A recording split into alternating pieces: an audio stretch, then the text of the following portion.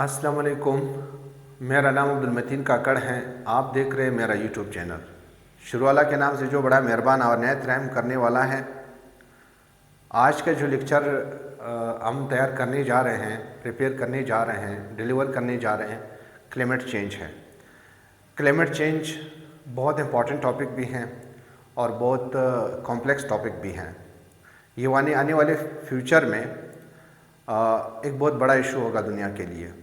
तो चलो इसको डिस्कस करते हैं कि क्लाइमेट चेंज क्या है और उसके रीज़न्स क्या हैं, सॉल्यूशंस क्या हैं, क्या क्या करना चाहिए।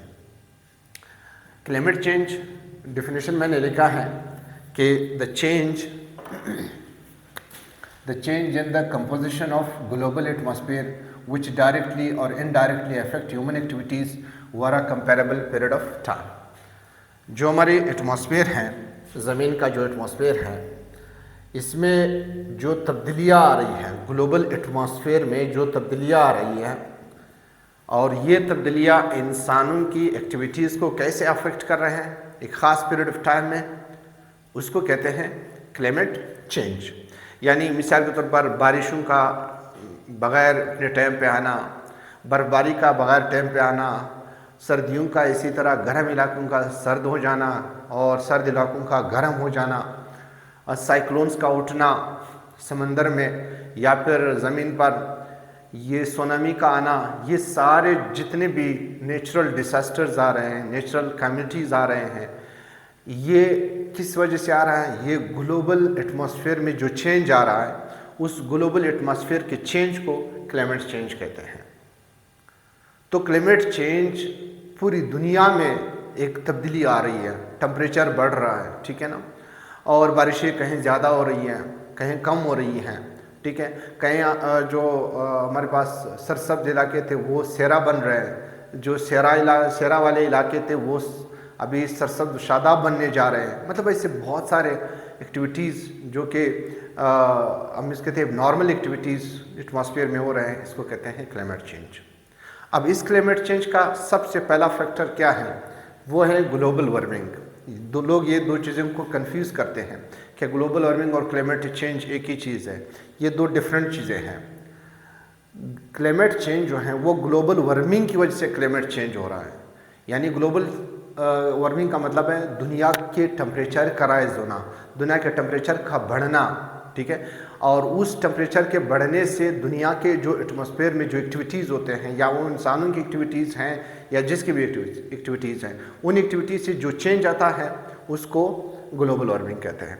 और वो जो एक्टिविटीज़ चेंज है एटमॉस्फेयर में ग्लोबली, उसको क्लाइमेट चेंज कहते हैं। तो दो अलग अलग चीज़ें हैं, ठीक है ना। ग्लोबल वार्मिंग हमारे पास क्या है? The rise on going global temperature called global warming. दुनिया का जो टेम्परेचर राइज हो रहा है, इस राइज इन टेम्परेचर को ग्लोबल वार्मिंग कहते हैं। अब आते हैं इसके काजेज़ क्या हैं, वजूहात क्या हैं कि ग्लोबली टेम्परेचर क्यों राइज कर रहा है। बेसिकली जब हमने कदम रखा इंडस्ट्रियल रिवॉल्यूशन की तरफ हम गए, यानी पहले इंसान जो था वो शुरू में वो प्रिमिटिव मैन था। वो तमाम चीज़ें जो होते हैं वो नेचुरल चीज़ें खाते थे, खाना बग़ैर पकाए खाते थे। एग्रीकल्चर की तरफ उसका तवज्जो नहीं था। फिर आहिस्ता आहिस्ता उसका सोच आया एग्रीकल्चर की तरफ कि चीज़ों को उगाया जाए, उनको बढ़ाया जाए, उनको इस्तेमाल किया जाए। एग्रीकल्चर के बाद नेक्स्ट इंसान का जो सोच था वो इंडस्ट्री की तरफ गया कि इंडस्ट्रियाँ इस्टेब्लिश कर दी, चीज़ों को मैकेनाइज्ड कर दे और उनकी जो मतलब स्टैंडर्ड है उसको ऊपर कर दे, अपने आप को फैसिलिटेट कर दे। तो इंसान ने अपनी आसानी के लिए चीज़ों का बनाना शुरू कर दिया, मैकेनिकल चीज़ों का बनाना शुरू कर दिया, मशीन का बनाना शुरू कर दिया। ये था इंसान का इंडस्ट्रियलाइज्ड सोच, इंडस्ट्रियलाइज्ड थिंकिंग। इस इंडस्ट्रियलाइज्ड थिंकिंग से क्या हुआ कि वो इंडस्ट्रियलाइजेशन के दौर में, इंडस्ट्रियल रिवॉल्यूशन के दौर में एंटर हो गया। इंडस्ट्रियल रिवॉल्यूशन का दौर जो था वो माना जाता है 1750 से लेकर 1840 तक माना जाता है कि ये जो दौर है ये इंसान ने यहाँ पे इंडस्ट्री की तरफ ज़्यादा तवज्जो दे दी। जब इंसान ने इंडस्ट्री की तरफ ज़्यादा तवज्जो दी तो क्या हुआ कि उसने एटमॉस्फेयर में बहुत सारे ऐसे गैसेस छोड़े अपनी इंडस्ट्री की वजह से CH4, CFC, ठीक है, CO2, यानी वो जो इंडस्ट्री में जो जितनी चीज़ें भी थे वो मतलब इस्तेमाल करते थे, उसकी वजह से जो है बहुत सारे गैसेस वो एटमॉस्फेयर में छोड़ने लगे। उस एटमॉस्फेयर में, इंडस्ट्री से एटमॉस्फेयर में जो गैसेस जाते थे, इन गैसेस की मिकदार एटमॉस्फेयर में ज़्यादा हो गई। जब भी एटमॉस्फेयर में गैसों की मिकदार ज़्यादा हो जाती हैं तो ये गैसेस क्या करते हैं, ये गैसेस सन रेडिएशंस को क्या करते हैं, ट्रैप करते हैं। पहले भी ट्रैप कर रहे थे लेकिन अभी ट्रैपिंग की पावर ज़्यादा हो गई। उसकी वजह ये होती है वही कि यहाँ पे गैसेस की मिकदार जब कम होती है तो कम गैसेस जो हैं कम मिकदार को ऑब्जर्व करती है। जब गैसेस की मिकदार जो है वो ज़्यादा हो जाती हैं तो फिर वो ज़्यादा रेडिएशंस को ऑब्जर्व कर लेती हैं। इस फैक्टर को कहते हैं ग्रीन हाउस इफेक्ट। तो जब आपके एटमॉस्फेयर में रोशनी आ रही है, हमारी एटमॉस्फेयर एक ख़ास एक लिमिट है एटमॉस्फेयर का, इसमें सूरज की जो रोशनी आ रही है, पहले ये रोशनी जब आती थी कुछ आती थी कुछ चली जाती थी, लेकिन एटमॉस्फेयर में गैसेस की मिकदार की बढ़ जाने से ट्रैपिंग पावर ज़्यादा हो गई। जब ट्रैपिंग पावर ज़्यादा हो गई तो इसका मतलब ये है कि वो ज़्यादा रेडिएशन, सोलर रेडिएशंस को, सोलर इंसुलेशन को ऑब्जर्व करती है, जिसकी वजह से हमारे एटमॉस्फेयर का टेम्परेचर ने बढ़ना स्टार्ट कर दिया। एक ये रीज़न। अच्छा, अब हमारे पास हमारे एटमॉस्फेयर में कितना परसेंट जो है हमारे यहाँ गैसेस की मिकदार ज़्यादा हो गई, तो ये सिचुएशन आ गया। प्री इंडस्ट्रियल एरा वो होती हैं जब इंडस्ट्रियलाइजेशन से हम जो है पहले थे ना, तो इंडस्ट्रियलाइजेशन से जब हम पहले थे, अभी इंडस्ट्रियलाइजेशन के बाद हमारा क्या हाल है। इंडस्ट्रियलाइजेशन से पहले हमारे पास जो गैसेस की मिकदार थी वो 278 मिलियन पार्ट पर मिलियन थी, पार्ट पर मिलियन, ppm। अब जो है ये 427 पार्ट पर मिलियन है। अब लोग ये कहते हैं कि ये पार्ट पर मिलियन क्या है। जैसे आप 100 में 10% लेते हैं, 100% में 10%, यानी 100 चीज़ें हैं, 100 में 10 ये हैं, 90 दूसरा है। तो इसका मतलब है ये 100 में परसेंटेज 10 है। अगर 20 है तो आपको समझ आ जाती है कि 100 में 20 चीज़ें आपके पास हैं। सपोज़ कुर्सियां हैं, टेबल्स हैं, 100 टेबल्स हैं, उस 100 टेबल्स में 20 कुर्सियां हैं। तो अगर कोई कहे कि 20% कुर्सियां हैं और बाकी टेबल्स हैं, तो इसका मतलब ये है कि 100 टोटल तादाद है, 100 में जो है 20 कुर्सियां हैं और 80 टेबल्स हैं। तो बिल्कुल इसी तरह पार्ट पर मिलियन जो है, मिलियन के हिसाब से गैसेस का मेजरमेंट होती है। अब मिलियन में इसकी तादाद कितनी है, 278 थी, ठीक है ना। अब कितना है, 427 पार्ट पर मिलियन है। मिलियन में गैसेस की जो हमारे पास ग्रीन हाउस गैसेस की हैं उसकी मिकदार ये है। तो इसका मतलब ये हुआ कि हमारे पास ये जो परसेंटेज है ये 50% बढ़ गई है। तो प्री इंडस्ट्रियल एरा से अभी तक, प्री इंडस्ट्रियल में जितनी भी वो थे गैसेस थे एटमॉस्फेयर में, अब इन गैसेस की मिकदार 50% बढ़ चुकी है। तो इसका मतलब ये हुआ कि पहले अगर वो सोलर रेडिएशंस को, सोलर इंसुलेशन को ऑब्जर्व करते थे, अब इससे ज़्यादा ऑब्जर्व कर रहे हैं। कितना परसेंट ज़्यादा ऑब्जर्व करेगा, 50%। तो डेफिनेटली हमारा एटमॉस्फेयर क्या होगा, हमारा एटमॉस्फेयर जो है वो गर्म होगा। गर्म होने से क्या असरात होंगे ये आगे जाएंगे। एक रीज़न तो ये हुआ कि गैसेस ज़्यादा गए हैं एटमॉस्फेयर में, CFC, CO2, NH3 वगैरह गैसेस ज़्यादा गए, जिसकी वजह से हमारे एटमॉस्फेयर ने गैसेस ने रोशनी को ट्रैप करना शुरू कर दिया, जिसकी वजह से एटमॉस्फेयर गर्म हो गया। इसको कहते हैं ग्रीन हाउस इफेक्ट। तो ग्रीन हाउस गैसेज हमारे पास कौन कौन से, CO2, CFC, ये ख़तरनाक गैसेज है, बाकी और गैसेज भी हैं, ठीक है ना। अच्छा, इसके बाद है प्लेट टेक्टोनिक्स। सवाल ये है कि प्लेट टेक्टोनिक्स क्या है, हमारी ज़मीन की सरफेस, और ये कैसे ग्लोबल वार्मिंग या क्लाइमेट चेंज का फैक्टर बनता जा रहा है, ठीक है। हमारी जो एटमॉस्फेयर है, हमारी जो अर्थ सरफेस है, अर्थ सरफेस हमारी ज़मीन जो है वो प्लेट टेक्टोनिक से बनी है, यानी बहुत सारे प्लेटें हैं जिसकी वजह से ये बन चुकी हैं, ठीक है। ये आपके पास हमारी ज़मीन है, ठीक है, ये आपके पास वो है, अगर आप देखिए ज़मीन का एक कोर है, ठीक है, एक कोर है, एक मेंटल है, और ये जो सरफेस है ये हमारे पास उसकी क्रस्ट है। क्रस्ट के दरमियान थोड़ी सी जगह है और फिर ये प्लेटें हैं, ठीक है। यानी इसका मतलब है हमारी अर्थ की जो सरफेस है वो एक ख़ास किस्म की प्लेटों से बना हुआ है। ये 15 छोटे प्लेट्स हैं और 7 बड़े प्लेट्स हैं, ठीक है। इनके दरमियान खाली जगह है, इनके दरमियान दरारें हैं, इनके दरमियान वीक पॉइंट्स है जिसको फॉल्ट लाइन्स कहते हैं, वीक जोन है या ट्रांजिशन जोन्स हैं, ठीक है। तो ये जो हमारी ज़मीन का टेम्परेचर है ये 6500 डिग्री सेंटीग्रेड कोर में है, ठीक है। जब ये टेम्परेचर रिएक्शन करती हैं तो गैसेस क्रिएट करते हैं केमिकल रिएक्शन की वजह से। ये गैसेस ट्रांजिशन जोन से या फॉल्ट लाइन से, ये जो वीक पॉइंट है ज़मीन के सरफेस पर, ठीक है, ये जो दो प्लेटें आपस में मिलते हैं तो ये जो है यहाँ से क्या करते हैं, निकलना स्टार्ट करते हैं। जब ये निकलते हैं तो ये प्लेटें आपस में क्या हो जाते हैं, लगते हैं, स्ट्राइक करते हैं, कन्वर्जेंस होती हैं, डाइवर्जेंस होती हैं, कन्वेक्शन होती है, ठीक है।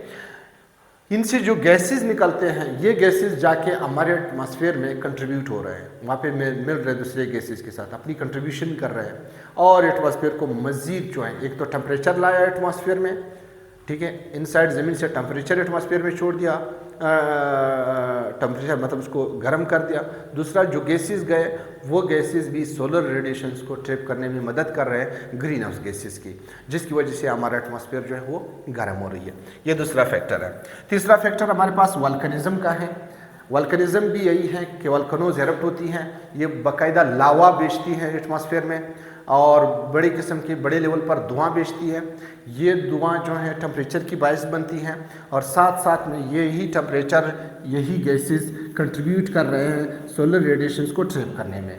तो इसकी वजह से भी हमारे पास जो है ज़्यादातर ज़लज़ले जो जब आते हैं तो वो ज़लज़ले हमारे एटमॉस्फेयर को क्या करेंगे, गर्म करेंगे। ये लावा का स्ट्रक्चर है, धुआं उठती है तो एटमॉस्फेयर को गर्म कर रही है। तो वल्कनिज्म भी एक फैक्टर है हमारे पास ग्लोबल वार्मिंग को राइज करने में, ग्लोबल वार्मिंग यानी ग्लोबल टेम्परेचर को राइज करने में। नेक्स्ट हमारे पास है डिफॉरेस्टेशन। टॉपिक बहुत बड़ा है, मैं थोड़ा सा तेज़ जा रहा हूँ, अगर कोई प्रॉब्लम है तो आप मुझे कमेंट बॉक्स में देख सकते हैं, पूछ सकते हैं, ठीक है ना। वल्कनिज्म हमारे पास तो हो गया। डिफॉरेस्टेशन है। डिफॉरेस्टेशन क्या है? डिफॉरेस्टेशन है हमारे पास जब हम दरख्तें काटते हैं, ठीक है।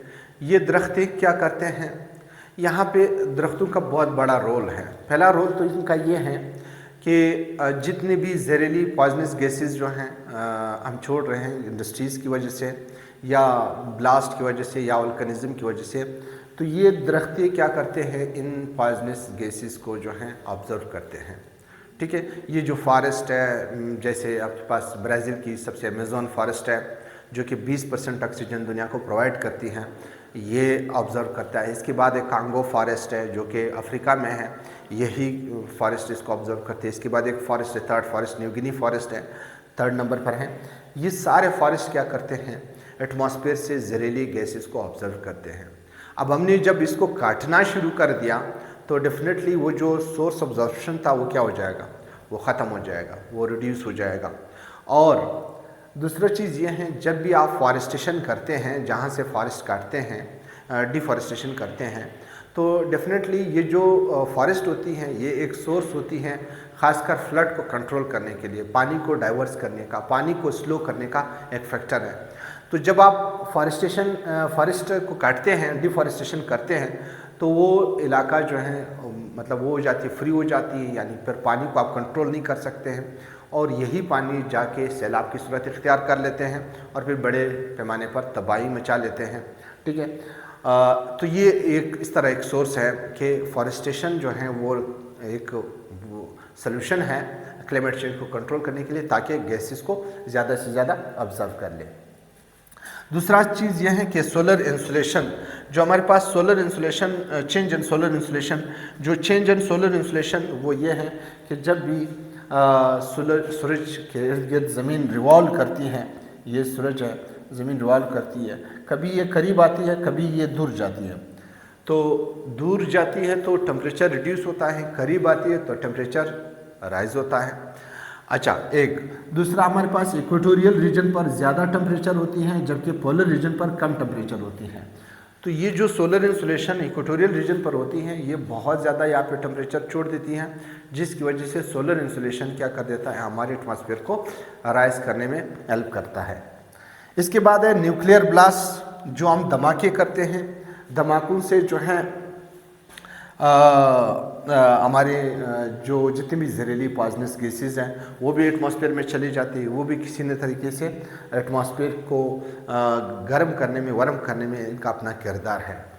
इसके बाद oil wells and forest fire, बाज़ औक़ात हमारे कुओं, तेल की कुओं या जंगलात को आग लग जाती है। इस आग से जो है धुआं उठते हैं, धुआं जो हैं एटमॉस्फेयर में चली जाती हैं और ये गैसेस के फॉर्म में मौजूद होती हैं। यही गैसेस जो हैं हमारे एटमॉस्फेयर को गर्म करने में मतलब कंट्रीब्यूशन कर रहे हैं, सूरज की रेडिएशन को ट्रैप कर रहे हैं, ठीक है ना।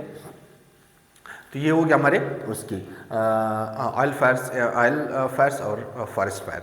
अब सवाल ये है कि ये कौन से रेडिएशन है, इसकी वजह एक और भी है जो मैंने नहीं बताया कि वो इफ़ेक्ट्स में आ रहा है, ओजोन डिप्लीशन। ये इफ़ेक्ट्स भी हैं और काज भी हैं। बेसिकली ये जो गैसेस हैं, ये जितनी भी गैसेस ये फैक्टर्स कंट्रीब्यूट कर रहे हैं हमारे एटमॉस्फेयर में, ये गैसेस सबसे पहला काम क्या कर रहे हैं, पहला काम ये कर रहे हैं कि हमारी एटमॉस्फेयर के ऊपर एक लेयर मौजूद है, ओजोन लेयर है उसका नाम, ठीक है। जब ये गैसेस इस ओजोन लेयर से टकराते हैं तो ओजोन लेयर जो है क्या हो जाता है, ओजोन लेयर जो है डिप्लीट हो जाता है, ख़राब हो जाता है, उसमें दरारें पड़ जाते हैं, जिसकी वजह से रेडिएशन डायरेक्ट आती है।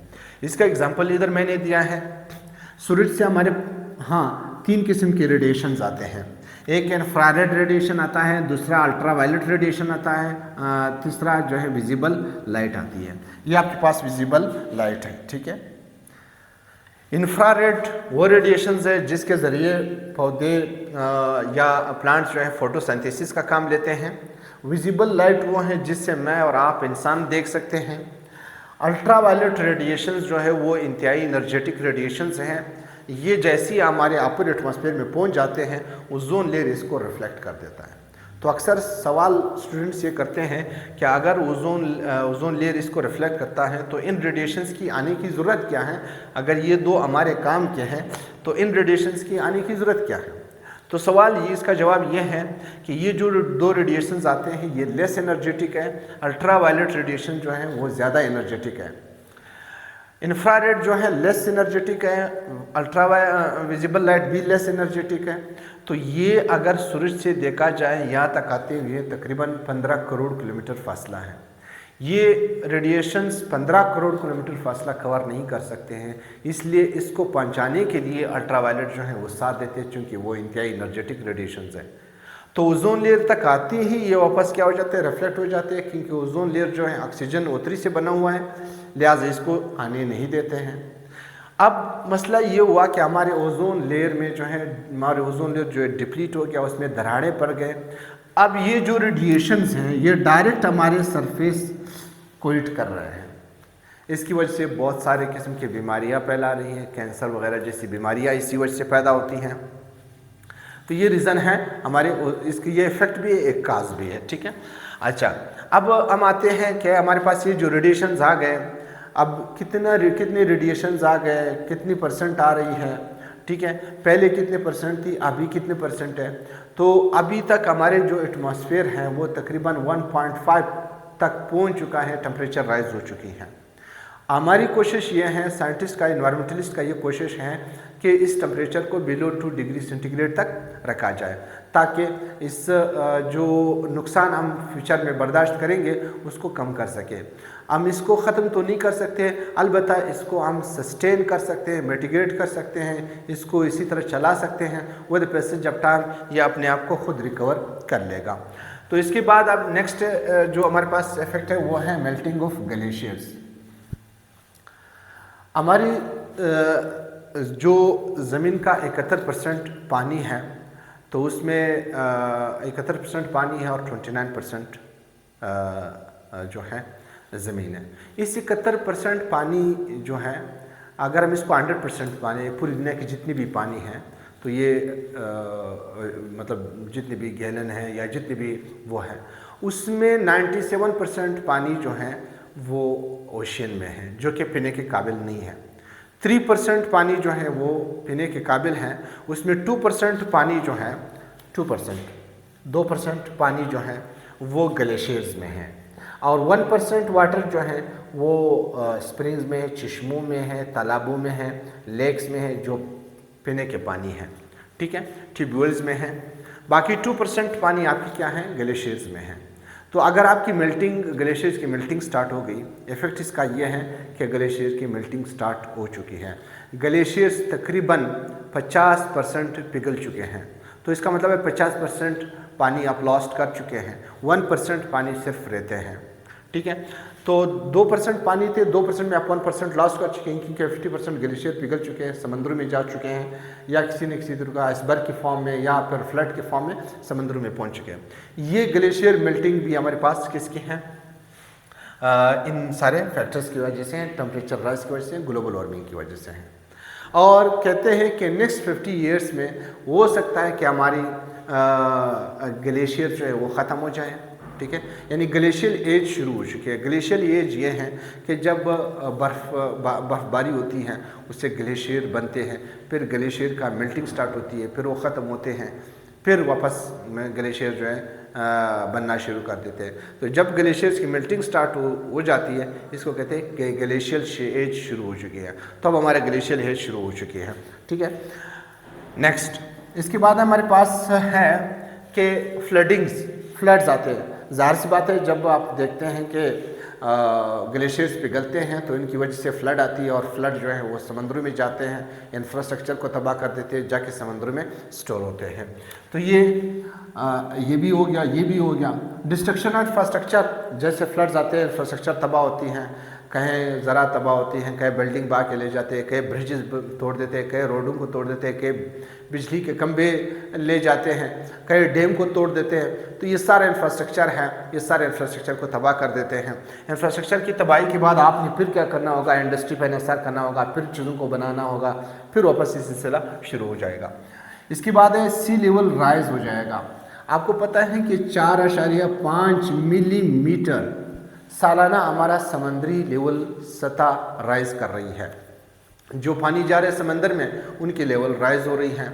उनकी लेवल राइज होने से क्या होगा कि sinking of global coastal areas जो हैं वो डूब रहे हैं। Sri Lanka, Madagascar, Maldives, Seychelles, Victoria, एस्टिएल्ना, छोटी छोटी जितनी भी कोस्टल एरियाज है या आइलैंड्स है, न्यूजीलैंड, जापान वगैरह, ये ममालिक, फिलिपाइंस, इंडोनेशिया, मलेशिया, जावा, सुमात्रा, जितने भी वो छोटे छोटे आइलैंड्स हैं, ये क्या हो जाएंगे, सिंक कर जाएंगे, ये डूब जाएंगे।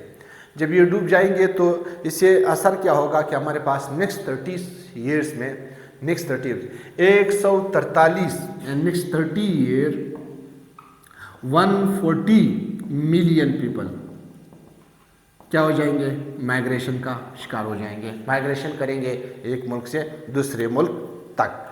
तो इसका मतलब ये हुआ कि यहाँ पे सबसे बड़ा इशू फिर सेटलमेंट का होगा कि लोगों को आप सेटल कैसे करोगे। इतने लोग जब आपके पास आएंगे, माइग्रेशन करेंगे, तो उनको संभालना हमारे लिए मुश्किल हो जाएगा।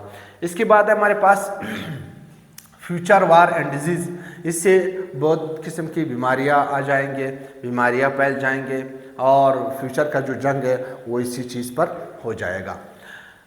कोराल ब्लीचिंग, जो हमारे पास समंदरी कोराल्स हैं, जो समंदरी माइक्रो ऑर्गेनिज्म है, ये क्या हो जाएंगे, तबाह हो जाएंगे। अच्छा, एक से एक और चीज़ ये भी हो रहा है कि ओशन एसिडिफिकेशन हो रहा है, ओशन का टेम्परेचर बढ़ रहा है, ठीक है ना।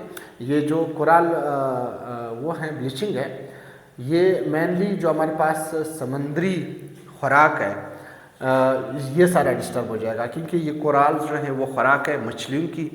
तो जब ये चीज़ नहीं रहेगा, ओशन आपको पता है कि प्री इंडस्ट्रियल एरिया से अभी तक ये 30% एसिडिफाई हो चुका है, एसिडिफिकेशन ओशन की हो चुकी है। एक मिनट, इसको मैं देखूं तो ओशन की जो एसिडिफिकेशन है वो 30% हो चुकी हैं। और एक तो ओशन की जो एसिडिफिकेशन है वो 30% हो चुकी है। दूसरी चीज़ ये है कि सबसे ज़्यादा सोल फैक्टर है टेम्परेचर को कंट्रोल करने के लिए वो ओशियन है। ओशियन जैसे आपकी जो ब्लास्ट हुए थे, न्यूक्लियर ब्लास्ट हुए थे, वो न्यूक्लियर ब्लास्ट ओशियन में ही किया गया, क्योंकि ओशियन की ये ताकत है कि वो टेम्परेचर को क्या कर सकता है, ऑब्टेन कर सकता है, सस्टेन कर सकता है। अच्छा, इसके बाद हमारे पास जब ये ओशन गर्म हो जाएगा तो ज़ाहिर सी बात है यह जो समुद्री हयात हैं वो रहने के काबिल नहीं होंगे, इसलिए हमारी सी फूड तकरीबन 8% सी फूड, समंदर में जो खुराक है मछलियाँ इंसान के ओशन एसिडिफिकेशन की वजह से, गर्म होने की वजह से ये 8% जो हम सी फूड है वो लॉस्ट कर रहे हैं पर ईयर, हर साल ये बनते हैं 2.7 बिलियन टन फूड हम हर साल लॉस्ट कर रहे हैं। किसकी वजह से?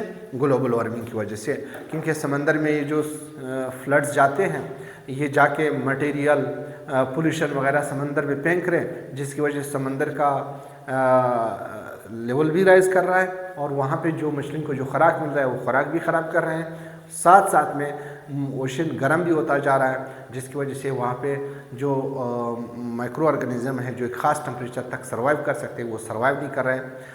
इन फ्यूचर हो सकता है कि समंदर बहुत ख़राब हो जाएगा और सारे समुद्री हयात मर जाएंगे और इंसान का जो 35% खुराक है जो कि समंदर से लेता है वो भी डिसअपीयर हो जाएगा। तो ये भी इसका एक इफ़ेक्ट है। इसके बाद है डिक्रीज इन क्रॉप्स, जो है एल्डिंग, जो हम फसल उगाते हैं, फसल जो है काश्तकारी करते हैं, एग्रीकल्चर पे हमारा जो मतलब वो है हम इन्हासार करते हैं। 75% लोग आने वाले 20 सालों में एग्रीकल्चर से रिलेटेड होंगे और आने वाले नुकसान भी यह है कि आने वाले 75% लोग जो हैं 20% लोग जो हैं वो एग्रीकल्चर मतलब उनकी ख़राब हो जाएगी और एग्रीकल्चर पे जो इनका इन्हासार है ये ख़त्म हो जाएगा। इसका मतलब ये है कि फिर आप जो है 100 मिलियन लोग जो हैं वो खुराक से जो हैं उनको खुराक मैसर नहीं होगी, ठीक है। और साथ साथ ये जो लोग हैं ये 20% लोगों को प्योर वाटर का जो अभी तक अवेलेबल है, जिन लोगों को प्योर वाटर अवेलेबल है, साफ़ पानी अवेलेबल है, सपोज़ 10 लोगों को अवेलेबल है या 40 लोगों को अवेलेबल है या 50 लोगों को अवेलेबल है, इन 50 लोगों को जो पानी अवेलेबल है इनमें से 20 लोगों को पानी की जो प्योर अवेलेबिलिटी है, फ्रेश वाटर की अवेलेबिलिटी, ये भी क्या हो जाएगी, ख़त्म हो जाएगी।